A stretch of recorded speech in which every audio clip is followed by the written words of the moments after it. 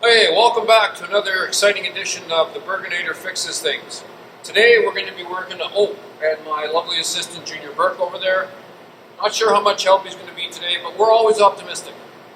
Today we're going to be fixing a problem that seems to be happening with this 2013 F150. When you first start the truck, it's nice and quiet, but this truck has electric fans like many modern vehicles have.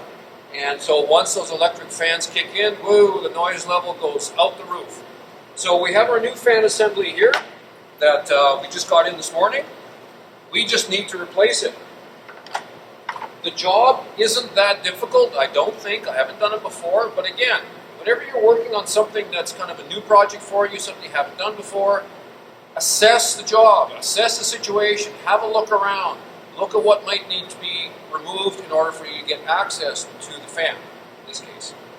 If you got to get any pans because you're removing any coolant lines or power steering lines or anything like that, assess that before you dive right in and start taking things apart. This truck does have some parts on it that are a little bit unique, a little bit different than other vehicles, mine in particular, which is a 2014 GMC. So things are a little bit different on this thing. So we're going to dive right into this thing. Here we go. Okay, so in having a look at the front end here and trying to figure out what we're going to need to remove in order to get access to these fans, you can see the fan assembly right down in here. So that's what needs to come out. You can see that this intake is in the way. We can also see that it has a fuse box that's mounted right dead center in the front of the engine. It's quite unusual. Usually the fuse boxes are located over there on the other side of the engine bay, but this one, for whatever reason, is located right there.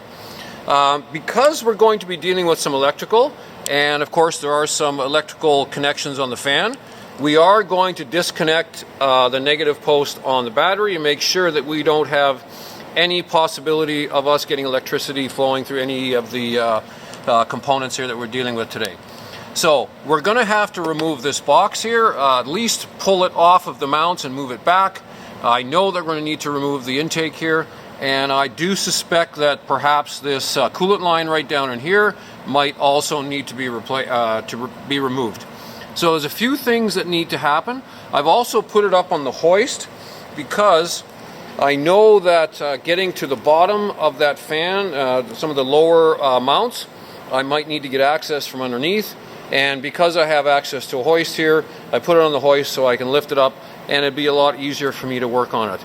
If you don't have a hoist, obviously, you've got to crawl underneath the front end here and remove some of the bolts that might be sticking out down there. Okay, but the job doesn't look like it's too difficult. However, this fuse box right here is what's going to be our major concern. So we're going to start taking this apart. This shroud is going to have to come back because the fuse box is mounted right here onto the front cross members. So we want to get access to that, so we're going to be removing this shroud here, or at least pulling it back so we can get access to these bolts here. Okay, so it's not that difficult a job, just a couple of safety things. Let's remove the battery terminal post so that we don't have electricity flowing through anything. And we're going to get some pans underneath just in case we have to remove coolant line. We want to catch that coolant. Okay?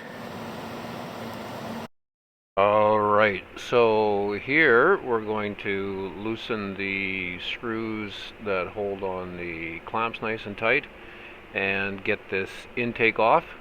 Got to do a little bit of wiggling there. Make sure you get it up out of the way so it doesn't come back down on you when you're trying to work. So I'm going to take off this coolant line here just because it just gives me a little bit more access to behind the fan here. There isn't going to be a whole lot of room to move this fan out of the way with this coolant line still in place. So I'm going to remove this coolant line just to give me a little bit more access. So that's why I've got a catch base underneath there. It looks like there's a clip right here that we just removed, and this fitting will just come right out of this housing. So here you just got to get a screwdriver in there and pry that little snap ring clamp off of that hose there, wiggle that hose, and she should just come right off of there. Okay, so you see this heater hose here, this fitting here is fairly easy to take off. It just has this this metal snap ring that you just pry out and it will take the fitting right off. Fairly easy to snap back on again. That just holds it right in place right there. So here I'm just getting off the other end of that heater hose, just backing off the clamp, a little bit of wiggling, and that hose comes right out. Make sure you catch all that coolant. Then you got to take off the negative battery terminal post there just to make sure you don't have electricity running through the systems. And back off all of the bolts. There's 4 bolts that hold that fuse box onto the cross member.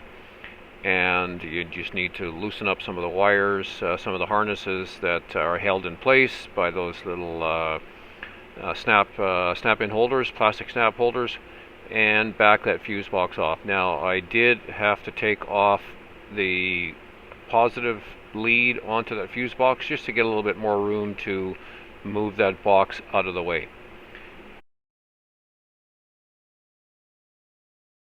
Okay, so what I found was that getting this box off of the front here wasn't too difficult. What you do have to look for are these braces here that hold this big wiring harness in place. And so one of these braces like this just fit over top of this bolt right here, and so you just got to basically pry it off of there. On this other side here, it looks like I've got a few things that are bracing down the bottom here, so I'm going to have to hunt around down in here and look for some spots here that this wiring harness is still attached to. But we're getting pretty close to having access to the fan right here in the top, and it's looking like it's going to be pretty good. Okay, here I'm just removing that positive lead that's coming from the battery just to give me a little bit more room to move the fuse box back. Make sure you put the nut back on so you don't lose it. And Junior Burke is his usual helpful self in the background there. Underneath the fan along the frame, you're going to see that frame clamp there that holds one of the harnesses in place. You're going to need to bend that frame clamp back, and you see there's another 1 or 2 of those frame push-in clamps that hold the harness in place as well. But you're going to have to open up that big black clamp in order to back off the harness so that those harnesses are out of the way when you remove the fan. Okay, so now I've got the main harness off here out of the 2 fans. You can see it has a number of these white brace plugs that go into different spots on the fan housing itself, and that's to hold the harness in place. The wiring connectors themselves, fairly easy to get off. Press your thumb in the middle here and you can see how it moves that paddle in the middle, and you just pop it off. Quite easy.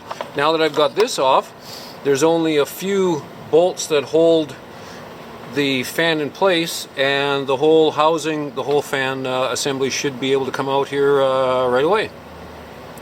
Okay, so I found that there's actually only 1 bolt on either side that holds that fan in place. They're not very big bolts. Just takes a little bit of time to get the one out. There's a couple of hoses in the way. Pull those 2 bolts out, and the fan is ready to remove. And here we go. Let's just get that fan out of there. There she comes, nice and easy, and she is out. Now that I've got the old one out, I just wanted to point out a couple of things. First of all, there's only 2 bolts that are holding on this fan assembly, other than these bracket clips that hook over top of the front frame here. There's only these 2 bolts, one here and one here, holding this thing on. The bottom is not held on by anything, it's just hanging loose in there. And I thought there might be a bolt in here. There isn't. That's just a dummy. That's just another harness hanger there. But you can see here, these are the holes, different spots where the harness connects to. And these are the wiring fittings that the wiring harness is going to clip into.